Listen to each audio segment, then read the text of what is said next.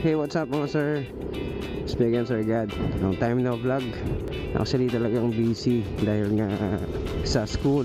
Lalo na mga nakaraang linggo dahil marami kaming year-end activities. Graduation day, moving up, tapos recognition day. Sunod-sunod talaga yun. Hindi ako nakapag-edit, hindi ako nakapag-vlog, hindi ako nakakaalis, hindi ako nakakagala, hindi ako nakakabiyahe. Kaya wala masyado akong upload. Pero ngayon dahil wala nang pasok since June 1, pwede na, no? Actually pwede na. Pero busy pa rin, no? Dahil nga ngayong linggo nag-aasikaso kami ng papel ni Mona. Dahil sasali siya sa promotion. Magpapapromote siya ng Teacher 3. Ako, kaka-promote ko lang last year Teacher 3. Pero dun sa Manila, bago kami lumipat dito, Teacher 3 na kami. Yun nga lang, paglipat namin, wala namang ibang item kundi Teacher 2. So tinanggap na lang din namin para makalipat lang.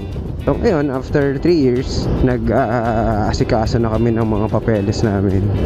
Lalo na kapag may mga opportunity na mga promotion.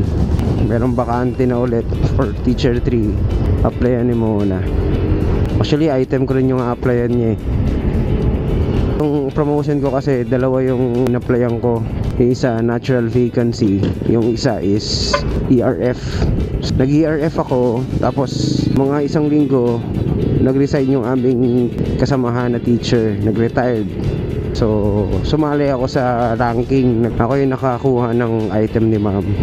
Ngayon yung ERF ko gumugulong din pala yon, na nasa region na. Tapos yung nakuha ko na yung item ni Ma'am Taasin, yung nag-retired. Mga isang linggo din dumating naman yung item ko na Teacher 3. From T2 naging Teacher 3. Kasi yung ERF, that is another type of promotion na yung sarili mong item yung iaangat. Yung natural vacancy, ibang item yung kukunin mo.